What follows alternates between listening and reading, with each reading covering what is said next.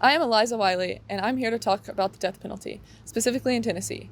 The process of the death penalty can be a complicated one, and the way the system goes about doing trials does not always show the interest of the accused. Some suggest that race plays a huge role in the decision-making and the system as a whole. Two common potential places that these biases are said to be are in the prosecutor's decision to seek the death penalty and the jury's decision to sentence to death. However, a study done in Tennessee shows that although many tend to suggest otherwise, there was no evidence that race was a significant factor in either of these decisions. From 1977 to 2017, about 63.5% of the people on death row were white, 35% were black, and then less than 2% were either Asian, Native American, or Latino. Of the 6 that were actually executed, 5 were white, while only 1 was black. However, despite the little evidence of racial discrimination in terms of the defendant's race, there was some evidence to show racial disparity in terms of the victim's race. Although some researchers argue that these racial disparities can be explained because of other non-racial case characteristics, it is concluded that the death penalty is between 3 and 4 times more likely to be imposed in cases in which the victim is white rather than black. Overall, it seems that although racial bias did occur in the past, more recent research shows that there is little to none since major changes in 1977. Therefore, it is clear that race is not a factor that can determine whether someone should be on death row or not. With this in mind, it is important to examine what other factors we have utilized to incorrectly determine someone's fate. Some of those factors that do come into play are age, gender, and mental health. 2 cases that highlight these specifically are the cases of Christa Pike and Catalina Esquela. Christa Pike was imprisoned in 1995 and charged for the death of Colleen Slimmer. Christa and 17-year-old Tadaro Shipp collaborated to lure Colleen out to a spot on UT's campus and take her life. 1 year of trials later, Shipp is faced with life in prison, while Pike is put on death row. The only difference between the sentencing is their age. Pike was tried as an adult, and Shipp was not. Christa Pike showed clear signs of mental health issues and trauma, to the point to where her case is still now being debated. After conducting thorough research, it is imperative that the judiciary system adjust the parameters of those accused by confirming minimum requirements, examining legal precedents, and observing the practicality of mental health rehabilitation. Catalina Esquela committed first-degree murder when she was 18 and has been on death row for 10 years now. My name is Catalina Esquela. I am 28 years old. I'm from Venezuela, and I have been in the United States since I was 17, and I'm on death row. Tell us how you got here. Well, I got here because I was accused of killing my brother's fiancée. My name is Carlos Esquela. I am the brother of Catalina Esquela, and I am 30 years old. Catalina and I have not always had a good relationship. We haven't always seen eye to eye, but she's depended on me, especially when we made the move to the state of Tennessee in 2012. As I was starting to graduate and wanted to move out of Venezuela for employment in Tennessee, it was even harder for Catalina to understand my relationship with Ainsley. And you and Miss Ainsley Warren were engaged at the time, correct? Yes, we were. When we moved, I had initially intended to move to Tennessee to work with her in her office, where she had just started as a practicing local judge. Whether it was because Ainsley was 10 years older than I, or she was jealous, or maybe because of Ainsley's job, I don't know. But she always hated Ainsley, even when we were dating and I was making phone calls to her in Venezuela. We got to the States just before her birthday in April of 2012, when she was just turning 18 and could barely speak English. Ainsley and I were so happy, even happier to tell her about our engagement right after her birthday. We kind of even wanted to tell her as a sort of present for her birthday, but I guess she didn't want to lose me. I've always been a pretty protective older brother, but I never thought of ditching her for Ainsley. I mean, I guess Catalina didn't see it that way, and that's probably why she ran over into a ditch and killed her. With my pickup truck, actually. Yeah.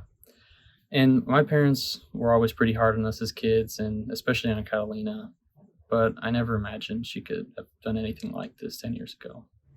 I'm really not a bad person. I was just trying to protect my brother. I was scared that I wouldn't have him anymore. At the time, I had just turned 18 and had also just moved from Venezuela. In saying that, I really didn't even know that the death penalty was a thing. The death penalty has been abolished from Venezuela since 1865. This does not excuse my actions, but I had also just turned 18, and in the past, I'd been mentally abused by my parents. I was not in the proper headspace at the time of the incident. This is also where the Rehabilitation Center really helped me with my mental health. Shortly after her incarceration, Catalina was brought to the Deborah K. Johnson Rehabilitation Center, where Dr. Raine Wilson oversees the mental health program. I went to visit Dr. Wilson to talk to her about her work at the center. My name is Dr. Raine Wilson, and I am a psychiatrist here at the Deborah K. Johnson Rehabilitation Center. Tell us a little bit more about the center and what all you provide for the inmates here. The center is the only prison in Tennessee that offers a multitude of rehabilitation opportunities. For example, we have the entrepreneur program that enables any woman that wants to, if they are looking to start a business when they are released from prison, they will be equipped to do so. We have anger management. We have programs that can help with drug and alcohol addiction, and we work with those that have mental illness. We also have education programs. We really want to focus on rehabilitating our inmates, and we want to focus on rehabilitation rather than punishment. So what are the benefits of rehabilitation in prison? So applying these strategies, giving them the support they need, that can work towards our goal of lowering the recidivism rate. Can you explain recidivism and what that means? The recidivism rate is when an inmate is released from prison, and if they don't have the support system that they need to live a normal life, then they go back to crime and they get arrested again. The recidivism rate in America is very high, especially because of the mass incarceration that went on during the 70s and the 80s.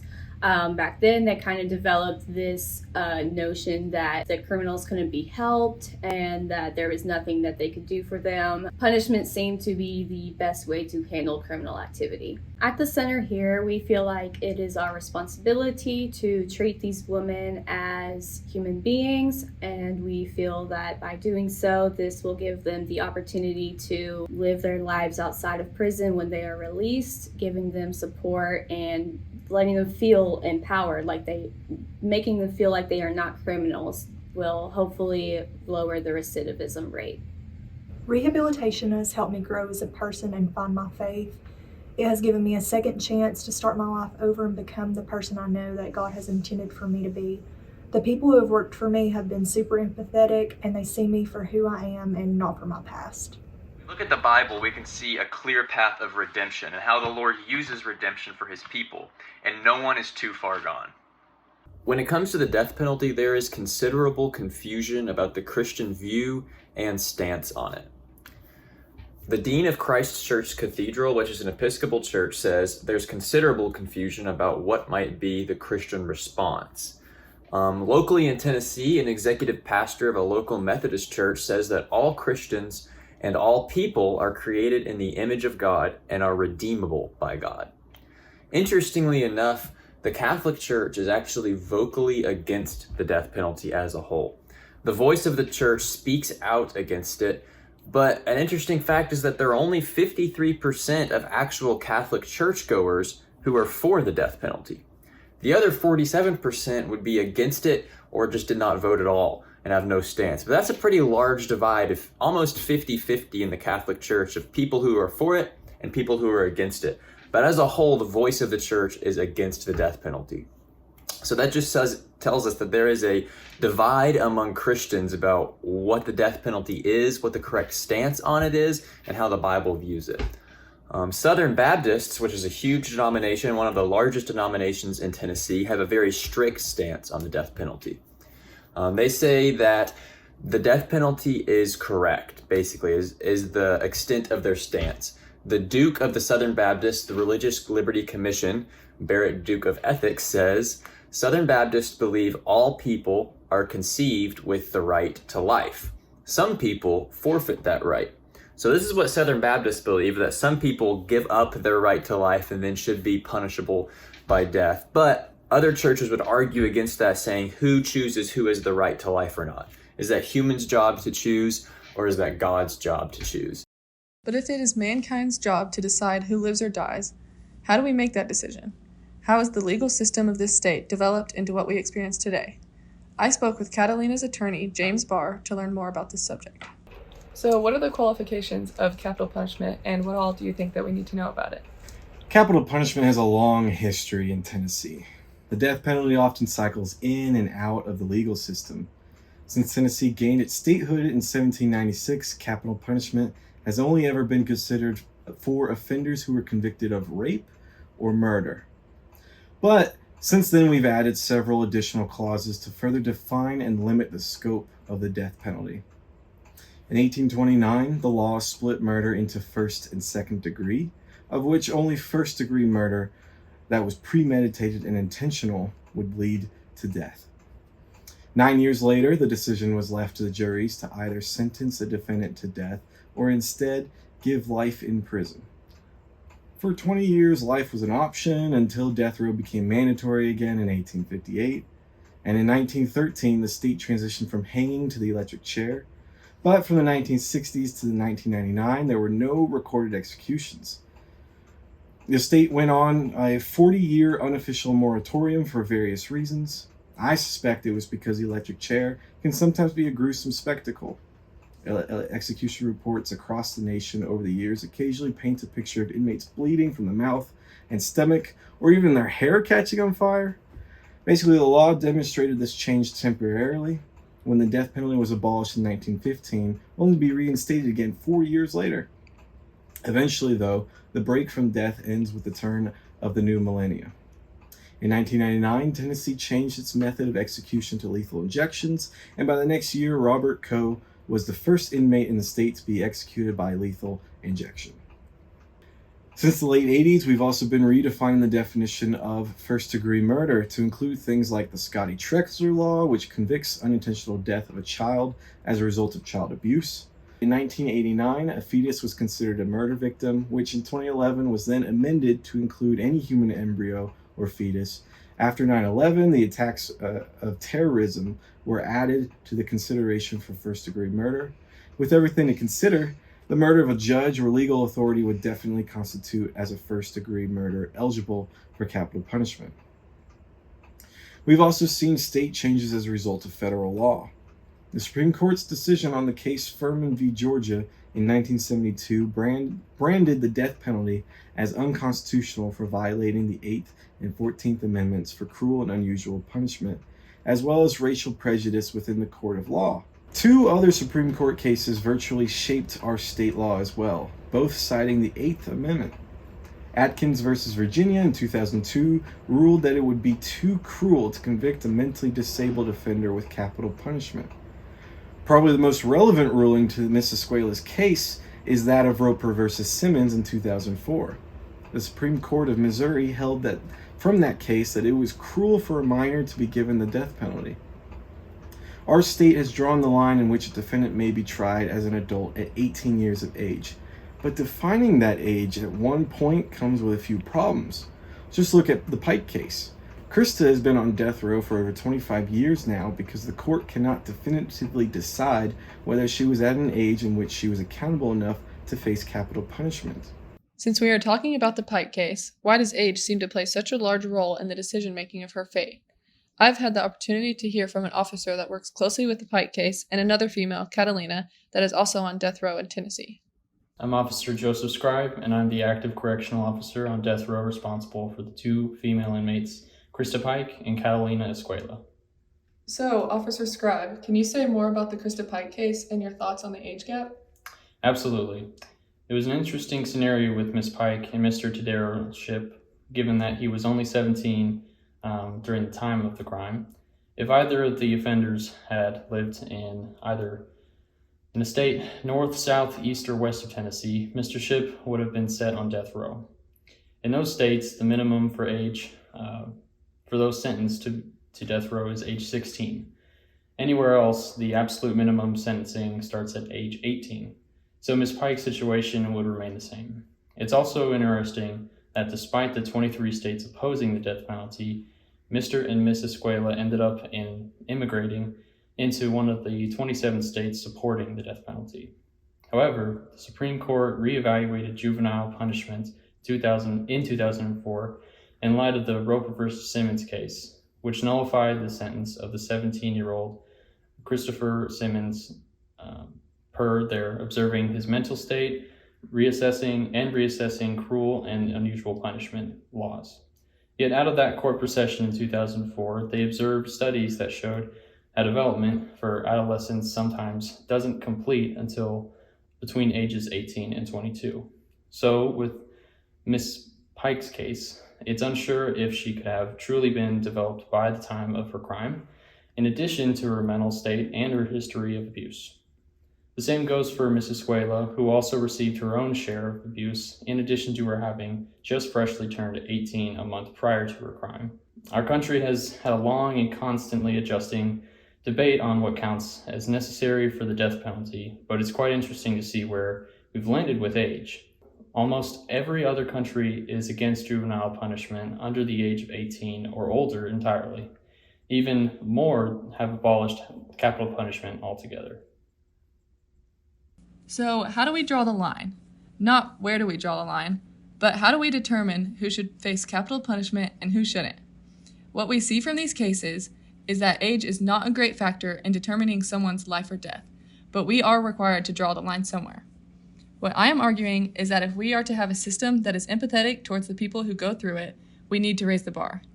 To accomplish this, I suggest that the bar be raised to 21 years of age. This gives those whose cases are more complicated than they appear a second chance at life. The accused in these cases often struggle with mental health disorders that incapacitate their sense of moral reasoning. A chance at life is an opportunity to rehabilitate their moral filters and code of ethics and give them that second chance. For this reason, mental disorders should be a factor to consider alongside of age. People with mental illness should not be in consideration for the death penalty. Executing people that have an illness that impairs their ability for rational judgment is inconsistent with the goal of capital punishment. Because the nature of mental illness itself is adaptive, in the time that it is taken for Catalina's trial to make it to execution, she's had 10 years to work through the underlying causes of her mental health at the time of the crime. Rehabilitation in this manner does not work for every case of individuals on death row. For example, such as in the case of Christa Pike. After 8 years of endeavored rehabilitation, she attempted the murder of a fellow inmate in 2004 and tried to escape from prison in 2012. After years of rehabilitation, Christa Pike shows little signs of improvement and inevitably added years to her time on death row due to extreme misconduct. However, with instances like Catalina, taking life away from a person who is still recovering from trauma serves as an injustice to inmates. 1 Corinthians 13:4 says, "For he is God's servant for your good. But if you do wrong, be afraid, for he does not bear the sword in vain. For he is the servant of God, an avenger who carries out God's wrath on the wrongdoer." Perhaps a solution that favors both those who support death penalty and those who do not is a system of measurement over time. What if we looked at an inmate's progress over time and determined their fate based off of their growth? As legal representatives, we have the responsibility to make sure people like Christa or Catalina are given the best representations that they can get. When someone walks into this door, we never know if they're innocent or not. But the only way we can do this right is if we come to understand who they are as close as possible. If we want to give people like Christa or Catalina justice, we need to institute a specialized department better suited to tending to those sensitive cases. It is important that we have professional defendants who are trained to represent people in delicate cases like these to the best of their ability. We need to remember that our end goal is to redeem people, not to punish them. The overall story of the Bible is thematically played out as a redemption story. God's chosen people continue to turn away from him time and time again through the Old Testament. However, God continued to come back to them and give them redemption time and time again. Think about when the Israelites were delivered out of slavery and the 40 years in the wilderness and even up until the Promised Land, and then going into the New Testament, the amount of times they turned away, the amount of times they chose to worship a golden calf instead of God. But he stayed with them and continued to redeem them over and over again. And this actually leads us into the New Testament. And in the New Testament, we get the ultimate example of redemption for all people. And we can read John 3:16, which we all know. It says, "For God so loved the world that he gave his one and only Son, that whoever believes in him shall not perish, but have eternal life." And that's redemption, that the Lord sent his Son for us to take our place and redeem us from our sins. Both Catalina and Christa's cases are much more complicated than they appear on the surface. There are many more factors that need consideration. What we have seen from these interviews today is that the judiciary system is in need of altering their parameters of the people that are accused by re-examining the specifications, assessing legal principles, and discerning the necessity of mental health rehabilitation. In doing so, we create a system that empathizes with people and takes on the responsibility of creating a better society. Psalm 111:9 says, "He provided redemption for his people. He ordained his covenant forever. Holy and awesome is his name."